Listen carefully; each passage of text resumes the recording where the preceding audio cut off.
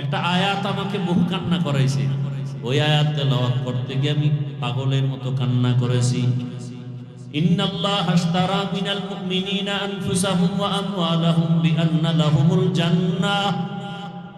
নবীকে এটা তো খুশির কথা। আল্লাহ বলেন মুমিনের জানমাল কিনে নিলাম, বিনিময়ে মুমিনকে জান্নাত দিলাম। আবু বকর বলেন, ইয়া রাসূলুল্লাহ, আপনি বলছেন খুশির কথা, কিন্তু আমি কান্না ধরে রাখতে পারি নাই। হাসরের ময়দানের ভয়ঙ্কর হালাত আমার সামনে এসে গেল। আপনিই তো বয়ান করে বলেছেন কিয়ামতের ময়দানে নারী পুরুষ সব উলঙ্গ দাঁড়াবে। হাসরের ময়দানে এমন হালাত হবে যে নবীরা পর্যন্ত বেকারার হয়ে কান্না শুরু করবেন। আল্লাহ পাক রব্বুল আলামিন কঠিন রাগ হবেন। আল্লাহ হুঙ্কার দিবেন কুদরতি আওয়াজ, ওয়ামতাজুল ইয়াউমা আইয়ুহাল মুজরিমুন। গুনাহগারগুলোকে আল্লাহ বলবেন, তোরা নেককারদের থেকে আলাদা হয়ে যা। আহা, কোথাতে কোথায় গেল? আল্লাহর ভয় বড় কঠিন হালাত। আবু বকরের মতো ব্যক্তি যদি আল্লাহর আদালতে দাঁড়াইয়া হিসাব দেওয়ার ভয় কান্না করেন, আপনার আমার তো গলায় রশি লাগায় কান্না করা দরকার। নবীজি সালাম বন্ধ করে দিছে কেন? যুদ্ধের ময়দানে যাব, সে দেরিতে গেল কেন? আবার দেরিতে যাবে যাবে যাইতেই পারে না, এমন অবস্থা, সালাম বন্ধ। নবী তাকায়ও না। অথচ ঘটনা কি হয়েছিল? সে যুদ্ধ হয়ই নাই। নবীও রাগ করে ফেলছেন। যে কয়জন যেতে পারেন নাই তারা ভয়ে স্ত্রীদের থেকে আলাদা। একজন সাহাবী তার স্ত্রীকে বলেন, আমারে নিয়ে রাতের বেলা চলো, যখন কেউ নাই মসজিদে নববীতে, একটা রশি নিয়ে আইনা আমারে খুঁটির সাথে বাঁধো, ভালো করে বাঁধো। এমন বাঁধা বাঁধছে, বলে আমার কাছে আর আসবা না, আমি এই অপরাধের জন্য। রসুল আমার দিকে তাকায় না তো আমার জীবন শেষ। আর আমরা চাই যেন হুজুরেরা নাই তাকায়, সিভায় খাড়ায় আওয়াজ দেয় না, হুজুরের ওদিকে চায় না। ও খুশি কি? আল্লাহর রহমতের নজর আমার উপরে পড়ে আসছে, হুজুরে চাইল না। আর রসুল তাকান নাই তো পাগল হয়ে গেছে। এমন কাঁদতেছে কাঁদতেছে, নামাজ হইতেছে, বয়ে বয়ে নামাজ পড়তেছে। রসুল আসেন, নামাজের ইমামতি করেন, তাকান। এমন কাদার ওয়াদা কি? আল্লাহ আয়াত নাজিল করে যদি বলে আমাকে মাফ করছে, সেদিন আমার এই রশিদ মান করি। ঠিকই বহুদিন কান্নার পরে আয়াত নাজিল হয়ে গেছে। নবী আয়েশা বললেন, সাহাবী আর কান্না করিও না, আল্লাহর আদালতে তোমার তওবা কবুল হয়ে গেছে, কান্না কবুল হয়ে গেছে। সাহাবী কান্না করে বলেন, ইয়া রাসূলুল্লাহ, আমার কেউ বাত খুলতে পারবে না, আমার রশি খুলতে পারবে না, কোন সাহাবীও না, আমার আপনজনও না। আপনি নিজ হাতে যদি খুলে দেন তাহলে আমার রশি খোলা যাবে, না হয় আমি রাজি না, আমি খুশি হব। নবী নিজ বরকতের হাত লাগাইয়া দিলেন। কেমন পরিমাণ আল্লাহর ভয়! আবু হুরায়রা রাদিয়াল্লাহু তাআলা আনহু বেহুশ হয়ে পড়ে গেলেন। আর ওই হাদিসটা শুনাইছেন যে হাসরের ময়দানে প্রথম 3 ব্যক্তি জাহান্নামে যাবে। প্রথম 3 ব্যক্তি কারা? যাদের ব্যাপারে দুনিয়ার আকল বলে 3 জন জান্নাতে যাবে। ওই 3 জন আল্লাহর আদালতে জাহান্নামী। আপনারা জানেন, একজন হলো শহীদ। আল্লাহ ডাকবে, এই রক্ত মাখা জামা কাপড়ওয়ালা দিকে, তোমার গায়ে রক্ত লাগানো কেন? বলেন, হে পরওয়ারদিগারে আলম, আমি যুদ্ধের ময়দানে শহীদ হয়েছি। কেন? কয় দিন জিন্দা রাখার জন্য। আল্লাহ কয়, তো মানুষ তো তাই জানে, আমি তো তোর ভিতরেরটা জানি। তোর ভিতরে তুই তামান্না ছিল না, তোর অন্তরে ছিল মানুষ তোকে বীর মুজাহিদ বলবে। এটা তো তুই দুনিয়াতে পাইছো, তোর ছবি তো রাস্তার মোড়ে মোড়ে টানানো। তুই এলি চাইছো না? যা চাইছো তা পেয়ে গেছো, এখন আর আমার কাছে কিছু নেই। আল্লাহ বলবে জাহান্নামের ফেরেশতা, এরে জাহান্নামের শিকল লাগায় জাহান্নামে নিয়ে যাও। প্রথম শহীদ এভাবে জাহান্নামে, দ্বিতীয় ডাকবে আলেম, ও মাওলানা এদিকে। ক্লাসের মধ্যে তো 100 জন ছাত্র ছিল, কত ছাত্র লেখাপড়ার মাঝখান দিয়া দুনিয়ার পিছনে গেছে, তোমার আমি এলেম ওয়ালা বানাইছি, করছো কি বলো? আলেম বলবেন হে আল্লাহ, তোমার দ্বীনের ইলম নিয়া মানুষের দ্বারে দ্বারে দ্বারে দ্বারে দাওয়াতের কাজ করেছি। আল্লাহ বলেন এটা তো মানুষ জানে, আমি তো তোর ভিতরেরটা জানি। তোরে হাদিয়া না দিলে তোর মন খারাপ, আল্লামা না লেখলে তোর মন খারাপ, নামটা ছোট হইলে মন খারাপ, নিচে হইলে মন খারাপ, কেউ জানে না আমি জানি। তুই আর দাওয়াত দিবি না, কাজ করবি না। আর নিজেরে যখন মাওলানা বলে, আল্লামা বলে, খুব মজা পাও। কেউ জানে না আমি জানছি। আমি আল্লাহ দেখলাম তুই যা চাইছো তা দুনিয়ায় পেয়ে গেছো, আমার কাছে আর কিছুই নাই।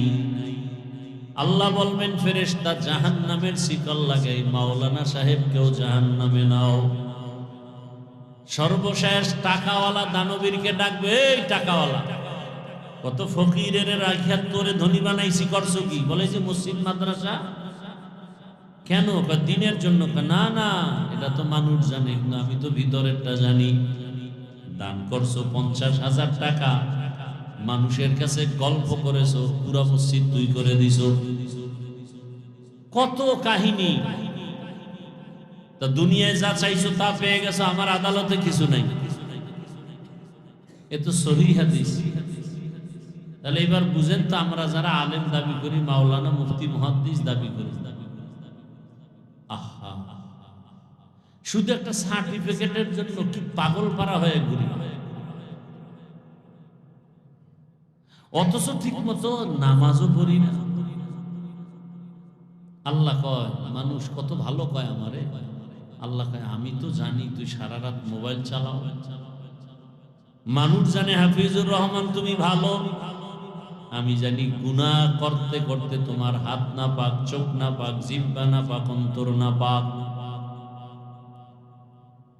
আমি তো মাঝে মাঝে বলি, আল্লাহওয়ালা মুরব্বীদের সোহবত নিয়েও ঠিক থাকা যায় না,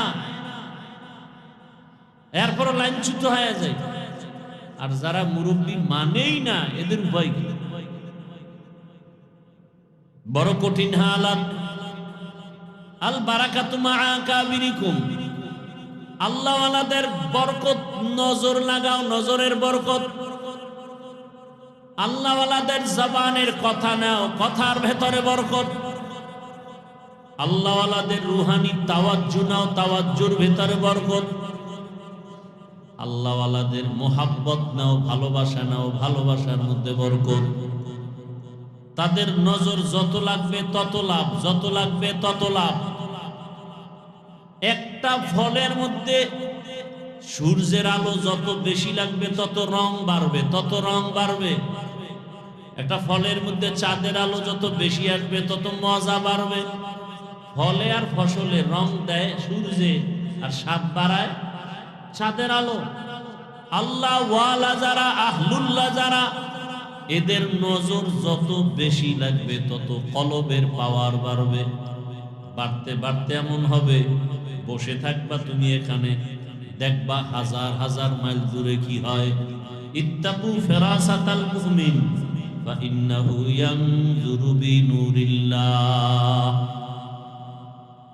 বয়ান তো সবাই করে, আপনিও বয়ান করেন, মাইক দিলেই তো মোটামুটি আমাদের থেকে কম পারবেন না, আলহামদুলিল্লাহ। কিন্তু কয়জন আর বয়ানের মধ্যে মানুষের পরিবর্তন, দিলের মধ্যে আসর হয়। এটা আপনি মক্কায় বইয়াও যদি বুখারী 10 বার খতম করেন, কোনো কাজ হবে না। আল্লাহ আল্লাহর নজর না লাগবে, কোনো কাজই হবে না, কোনো কারিশমা আর মন্ত্রতন্ত্র চলবে না। আল বারাকাতু মা আকাবিরিন। ইমাম বুখারী রাহমাতুল্লাহ আলাইহির বিষয়, ওই মাদ্রাসায় থাকতে একদিন মুখতাসার কথা বলছিল, হুজুরে দিছিল। ইমাম বুখারী রাহমাতুল্লাহ আলাইহির কয়জন ওস্তাদ আপনারা তো শুনছেন, এই দর্শ নিছেন। কতজন ওস্তাদের নেক নজর পাইছেন। এরপরে তিনি বুখারী লিখতে গিয়া কি পরিমাণ মুরাকাবা করছেন, কি পরিমাণ মুজাহাদা করছেন। নাইলে ওই সময় তো ইমাম বুখারীকে কাফের বলারও লোক ছিল না।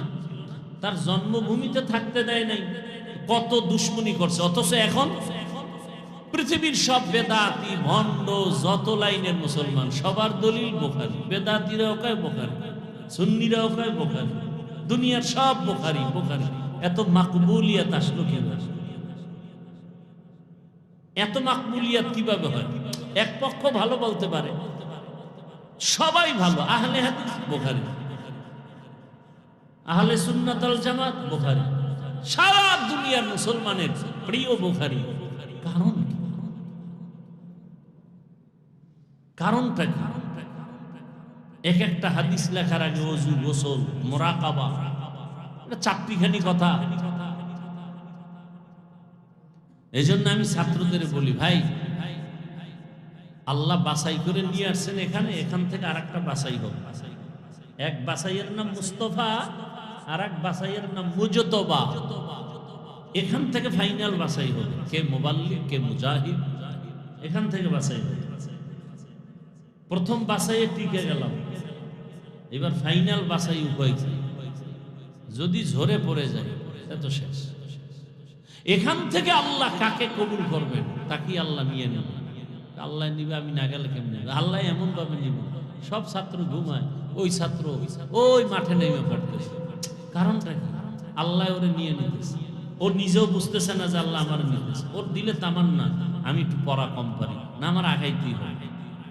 উজানি মাদ্রাসায় পড়ছি, ছাত্র জীবনে পরীক্ষায় একেবারে মানে মাকবুল মাকবুল মাকবুল। হে এখন এমন ভাবে আল্লাহ কবুল করছে, তার কলমের ফতোয়া নারায়ণের মতো হাঁটাজারি বাংলাদেশে কারো কোনো সুযোগ নেই। চিন্তা করতে পারে। তাহলে কাবিলিয়াতের দাম নাই, কবুলিয়াতের দাম। যোগ্যতা তো অনেক আছে, কিন্তু কবুল হয়েছে কিনা আল্লাহর কাছে, এটাই হলো আসল। কাবিলিয়াতের দাম নাই, কবুলিয়াতের। আল্লাহ মাকবুলিয়াতের মাকাম আমাদেরকে দান করেন। কি ভাই, মাকবুলিয়াত বুঝেন তো? একজনের পরীক্ষায় তো প্রায় টাইম মাকবুল হয়েছে, প্রায় পরীক্ষায় মাকবুল। হায় আল্লাহ আমাদেরকে হেদায়েতের দৌলত দান করেন। তাহলে সবকিছুর মূলে এই যে ইবাদত করি, বয়ান করি, জিকির করি, বয়ান শুনি, সবকিছুর মূল টার্গেট আল্লাহকে খুশি করা। আল্লাহকে, সে আল্লাহ যদি আমার একটা সেজদায় খুশি হয়ে যায়, জিন্দেগি সফল, আর কিছু দরকার নেই। হাজরা আলাইহিস সালাম দৌড় দিয়েছে সাফা মারওয়া, আল্লাহর কাছে কবুল হয়েছে। এমন কবুল যে কিয়ামত পর্যন্ত হাজিরা যদি ওই কাজ না করে হজ হবে না। আল্লাহর কাছে কবুলিয়াতের মাকাম অর্জন করা, এটা হলো সবথেকে বড় দামি সফলতা। আর আল্লাহ কবুল করবেন চেহারা দেখে না, যোগ্যতা দেখে না, আল্লাহ দেখবেন কলবের হাল। আল্লাহ দেখবেন আমার কলবে কি চাই। এই জন্য তাকওয়ার একটা ফোঁটা অন্তরে নেওয়া দরকার। একজন তালিবুল ইলম তাহাজ্জুদ পড়বে না, সে কোনোদিন তালিবুল ইলম দাবি করলে আমি মনে করি তার গুনাহ হবে। সে আসলে তালিবুল ইলম না, ধোঁকাবাজ। কারণ দেওয়ার জন্য আল্লাহ ভোর রাত্রে আসেন, আর সেই সময় যদি একজন তালিবুল ইলম ঘুমায়, আমি মনে করি মূলত সে তালিবুল ইলম না, সে ধোঁকাবাজ। আর আল্লাহকে কবুলও করবে না। একজন মকবুল বান্দার নাম বলেন যে তাহাজ্জুদ ছাড়া আল্লাহর কাছে নামই হয়ে গেছে। একজনের নাম বলেন, ভোর রাতের কান্না ছাড়া, সেজদা ছাড়া দুনিয়াতে দামি হয়েছে একটা মানুষ। আমাকে 5 ওয়াক্তই ঠিক নেই, তাহাজ্জুদ লয়ে ধাক্কা ধাক্কি করি না। এক মাদ্রাসার হালাত এমন, ছাত্ররা সারা রাত মোবাইল চালায় আর সকালে ঘুমায়, ক্লাসে যায় না। হুজুরেরা ক্লাসে গিয়ে কি ওরা নাই কেন? তা অসুস্থ অসুস্থ কেমন কি বলবো? এত বড় এলেমের ময়দানের সোর্স এরা হবে দিনের দায়ী। দাওরা হাদিস পড়ছে, এর মধ্যে টেলিফোনে খোঁজখবর নুরানি কোনানে আছে একটা চাকরি দাওরা আগে ভাগে লাইন করে নুরানি টুরানি আসেনি, মানে ঘুরতে হইব। অন্তর আমাদের এত ছোট হয়ে গেছে, এত দুর্বল।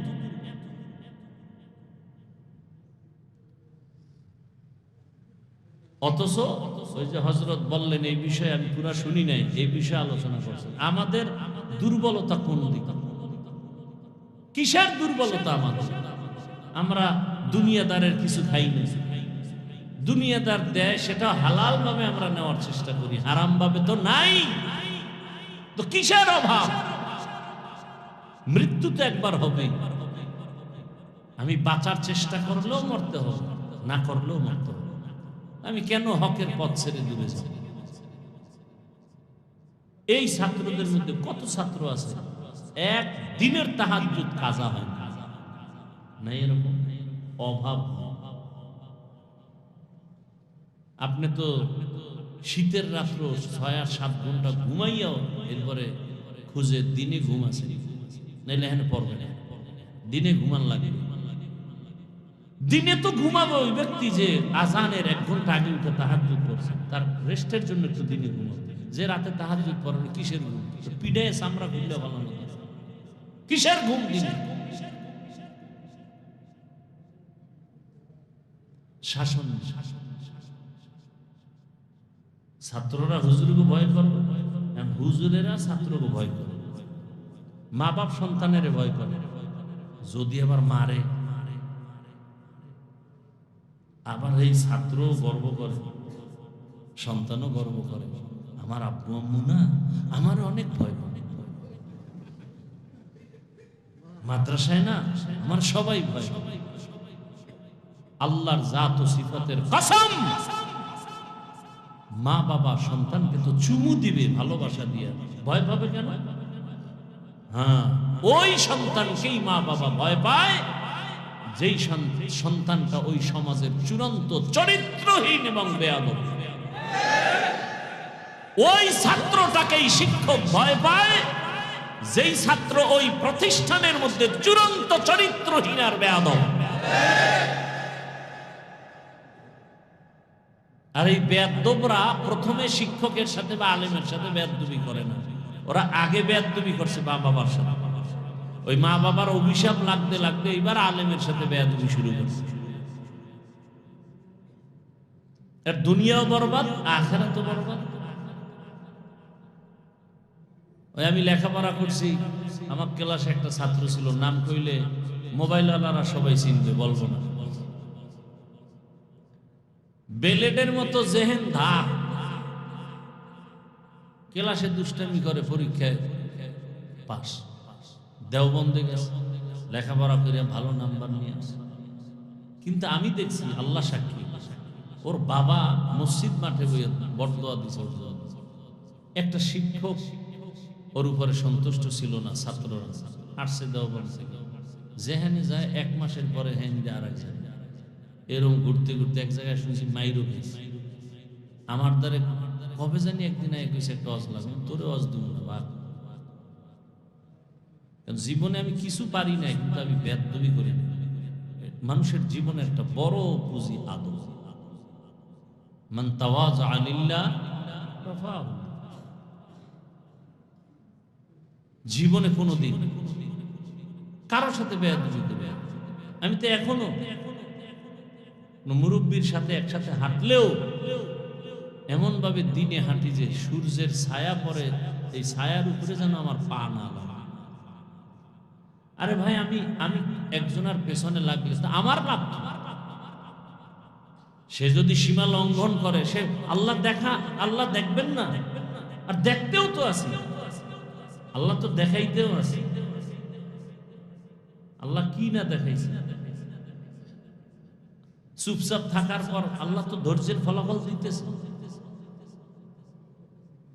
যে দূরে ধাক্কা দিয়ে ফালাই দিয়েছে সে এখন বুকে লাগায় কয় আসলে বুঝতে পারি ডাইনে বামে কেরামান কাতিবিনরা উল্টা পাল্টা করছিল তো হাফিজ ভাই আপনি ভালো দোয়া করবেন, মনে কষ্ট নেবেন। এর থেকে আর পাওনা আছে না? আচ্ছা সারা দুনিয়া বিরোধিতা, আমার যদি কোনো ক্ষতি হইতো তাই না আমি টেনশন করতাম যে আমার সম্মান 5% কমে গেছে। আল্লাহর শুকর। আর এটা গর্ব করি, গর্ব করার মূল যারা পাবেন এটার সবকিছু মুরব্বীরা। মুরব্বীদের নেক নজর আর কিচ্ছু না, আল্লাহ ওয়ালাদের নেক নজর আর কিছুই না। আল্লাহ পাক গোবরে পদ্ম ফুল ফুটায় দেন। অতএব ছাত্র ভাইরা যারা আছেন নিজেদেরকে বিনয়ী রাখবেন ঠিক, কিন্তু দুর্বল মনে করবেন যে না আমি খেদমতের লাইনে আমি দাঁড়াবো, ত্যাগ কোরবানি, এই ক্ষেত্রে যেন আমাকে কেউ পিছে ফেলতে না পারে। আর আল্লাহ ওয়ালাদের নেক নজর, তাকওয়ার মানদণ্ডে আমাদেরকে আল্লাহ পাক কবুল করেন। সুবহানাল্লাহি ওয়া বিহামদিহি সুবহানাকাল্লাহুম্মা বিহামদিকা আশহাদু আল্লা ইলাহা ইল্লা আনতা আস্তাগফিরুকা ওয়া আতুবু ইলাইক। আল্লাহ পাক এই মার্কাজকে হেদায়েতের মার্কাজ হিসেবে কবুল করেন। মুফতি সাহেব হুজুরের এই মেহনত, দিন রাত, জীবনের সব এখানে আল্লাহ হযরতের হায়াতে ইজ্জতে রিজিকে বরকত বাড়ায় দেন। আল্লাহ পাক এখানের যত তালিবুল ইলম, মুহাদ্দিসিনে কেরাম, মুদাররিসিনে কেরাম, আল্লাহ সবাইকে দ্বীনের দায়ী হিসেবে কবুল করেন। এক একজন ছাত্র ভাইকে আল্লাহ পাক দেশের এক একটা হেদায়েতের বাতি হিসেবে কবুল করেন।